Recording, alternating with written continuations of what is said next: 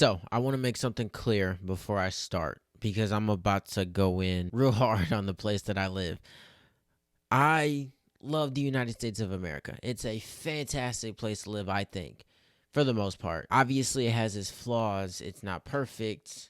No place is. But in terms of the freedom that we have or that we are supposed to have, I think that it is second to none. And that could either be a fact or that could just be based out of ignorance for the fact that I haven't been to this place or that place.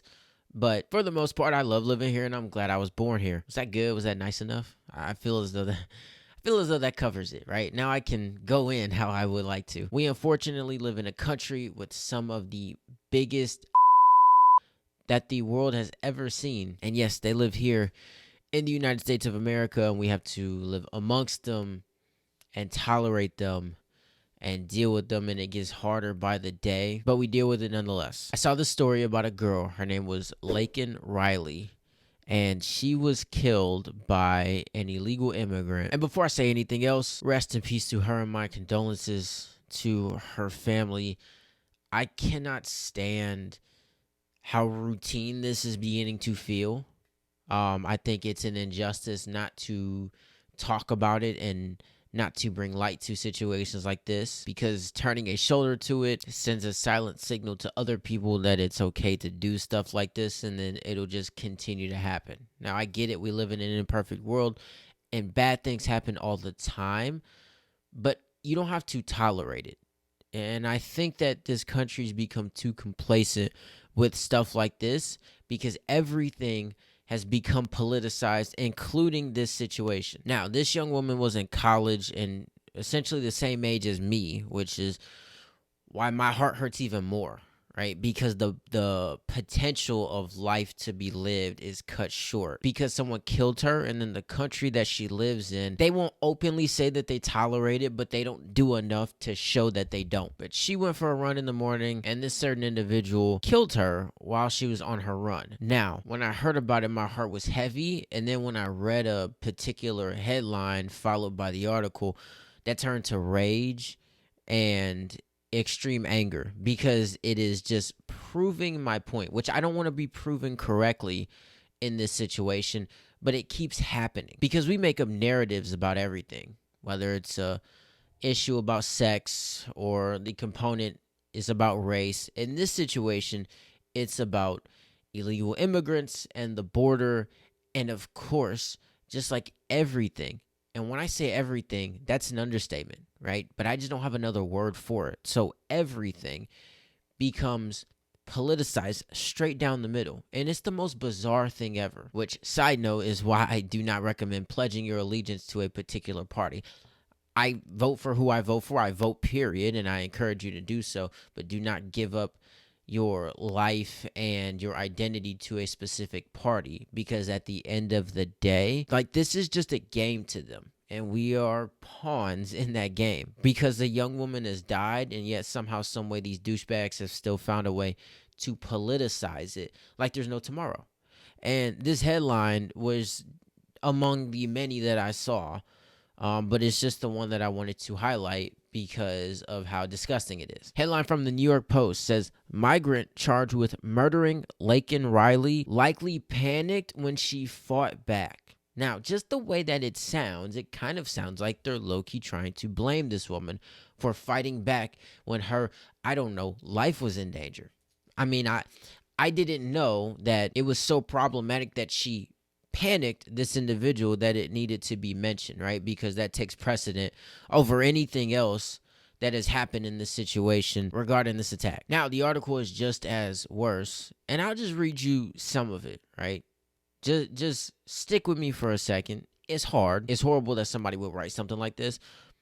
I mean, but this is the world that we live in, and honestly, I'm not surprised. The two who wrote this article said nursing student Laken Riley desperately tried to call 911 last week when a Venezuelan migrant pounced on her during a morning run. Police documents show that Jose Antonio Ibarra, 26, prevented the 22-year-old from dialing the emergency helpline before he dragged her body to a secluded area after the vicious attack. Ibarra then panicked and likely bashed in her skull when Riley bravely tried to fight back. They had to throw that in there to cover their ass.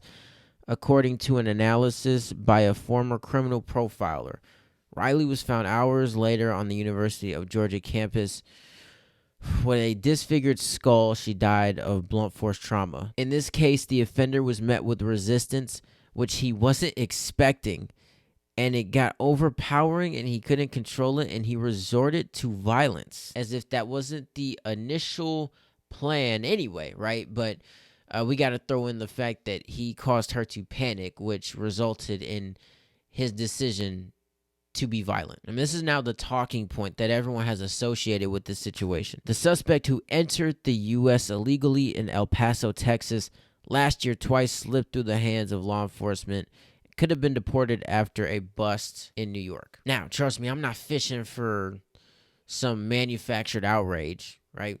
It's clear that like the way that they're going about it is trying to shape it in a way that sees them still reporting on what happened, but skewing it to a direction that fits the narrative that they want to promote. Because it's no secret that we have a border crisis, and I do not care. I truly do not give a damn what your political affiliation is, considering the fact that anyone who can see can clearly observe the fact that we have a border crisis, right? And that's not specific to any political affiliation, despite the fact that, once again, that has been politicized down the middle, which I don't understand.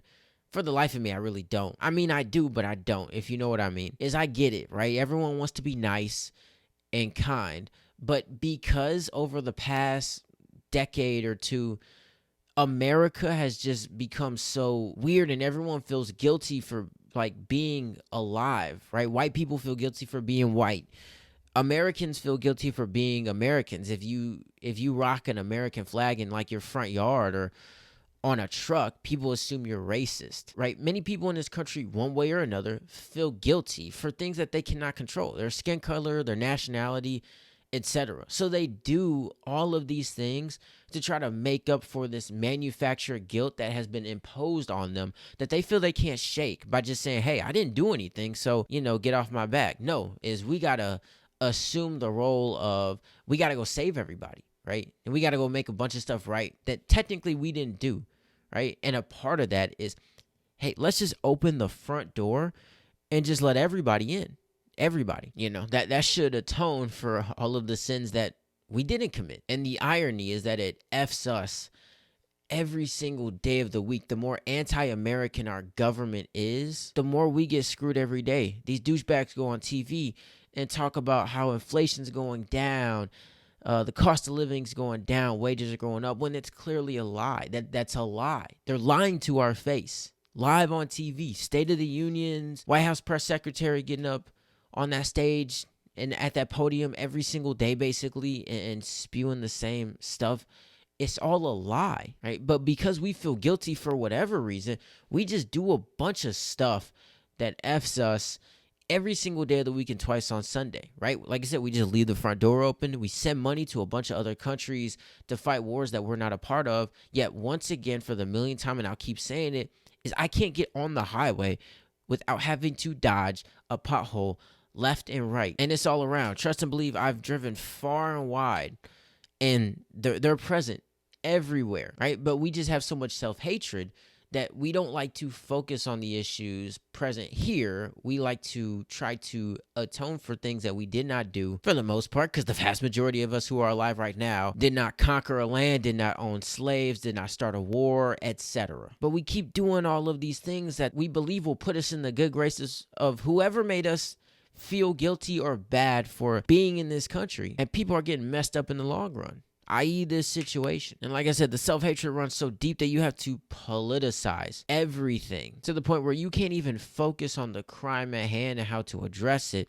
but you got to focus on semantics and how you said this or that to make sure that you don't make certain people feel bad.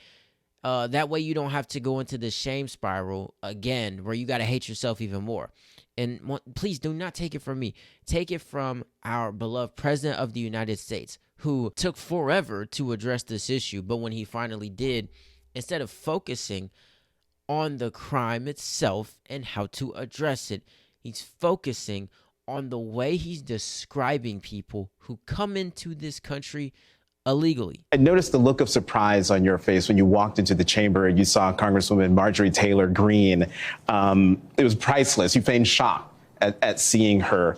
But during your response to her heckling of you, you used the word illegal when talking about the man who allegedly killed Laken Riley. An undocumented person.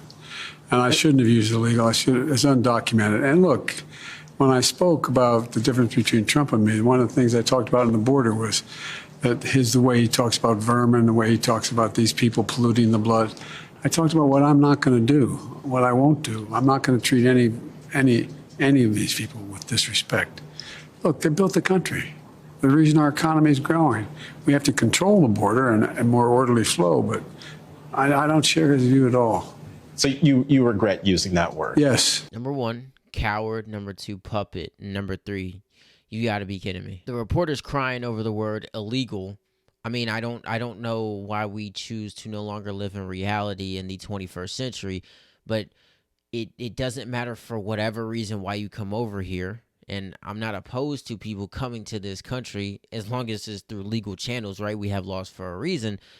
If you come into this country not through the legal channels, that is crossing the border illegally. I don't know how else to describe it. It's like if you break into my house, right? And I didn't welcome you in, I didn't invite you in, right? I didn't offer for you to come live with me. You just broke in this mug and start laying in my bed. I mean, I don't know how else to describe it, right? Do we want to be sensitive to that fact, right? That, hey, I don't want to label, right, someone a certain thing, or I don't want to put that term out there that someone just broke into my house because I don't want to hurt their feelings. That's ridiculous. And then to go on about I don't want to treat these type of people with disrespect. Once again, the focus is on how can I maintain good standing with my political base as opposed to addressing the heinous nature of a crime that has been committed. Oh, how horrible it would be if we felt as though we were disrespecting the individual who killed this girl. All right, I couldn't imagine what he's going through right now. You know, hopefully his feelings aren't hurt. These are the people who run this country, right? These are the people who run this freaking country. And it makes me sick to my stomach when I see stuff like this, but these people, they do not care, right? They do not care. And I came across something. I'm assuming that this was a teacher of hers when she was in first grade. And it was Laken Riley when she was a first grader, writing out what she wanted to be when she grew up.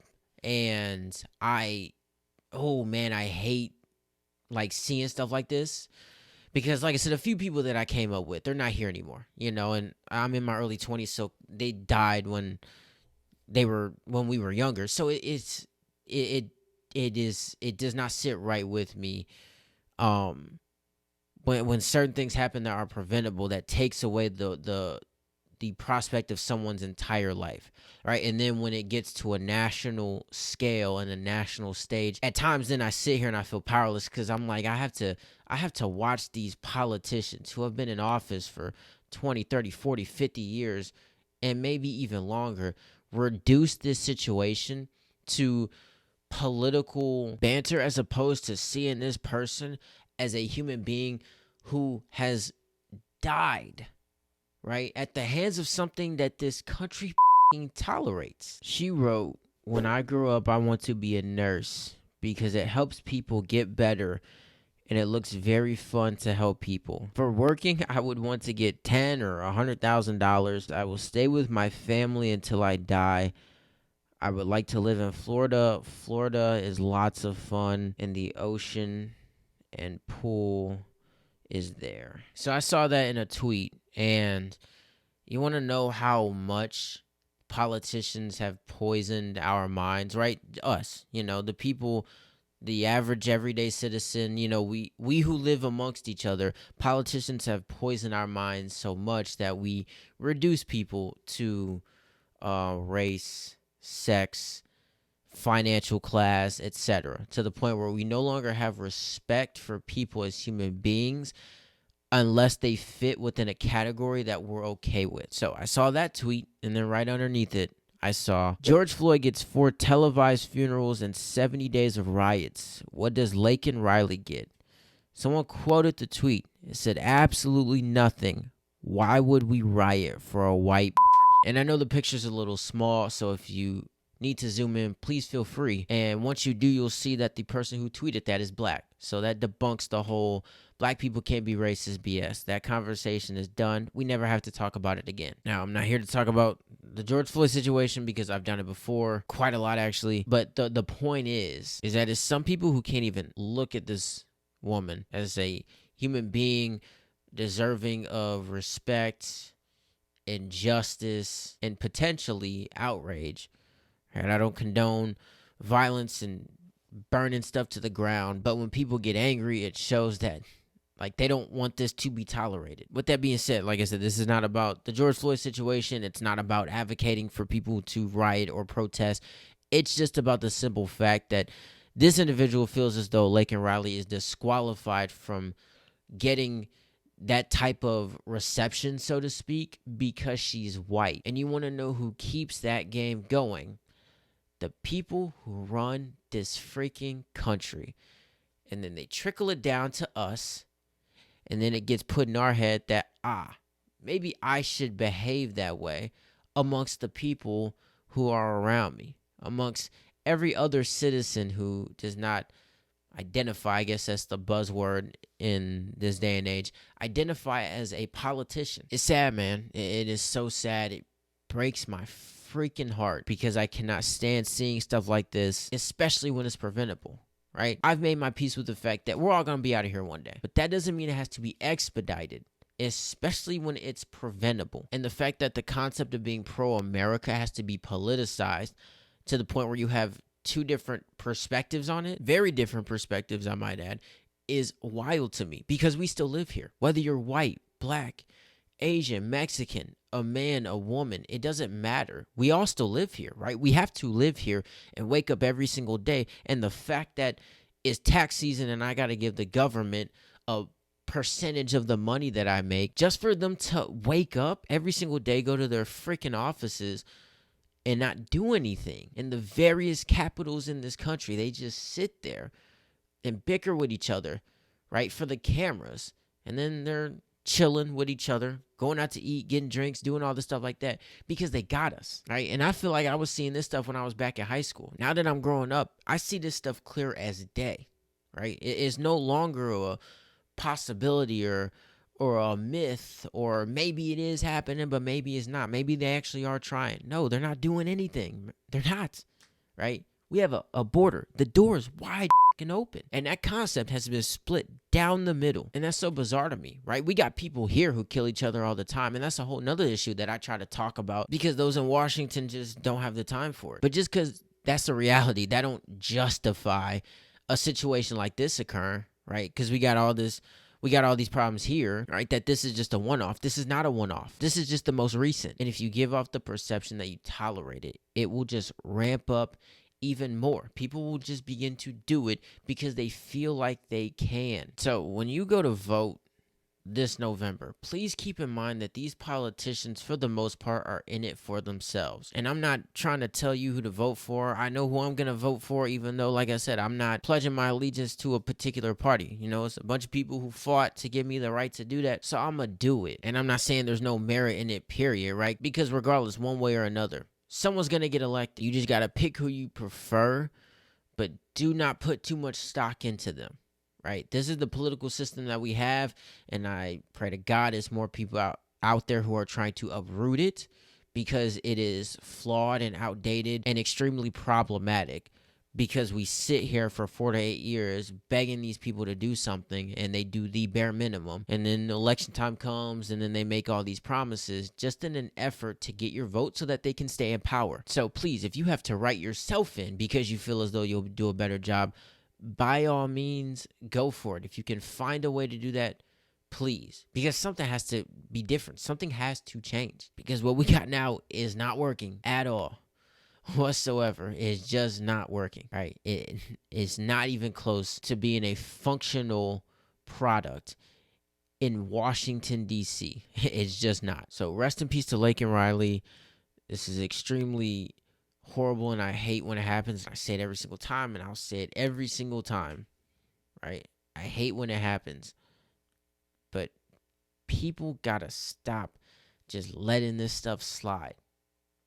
Can't tolerate it, right? We just can't, because these politicians, they're gonna catch wind of that, and they're gonna be like, "Ah, people don't care," So I'll just be back here chilling, for the next 4 to 8 to 16 to 24 to 87 to 248 to 3,722 years that I'm in office. I'm going to just chill, and I'm going to rack up every single benefit that this corrupt position has to offer me. That's how they operate. So people they got to think different about this stuff. It can't just go across your feed and then you like, well, that sucks, but, I got stuff to do. Something's got to change, bro. Straight up. Something to think about.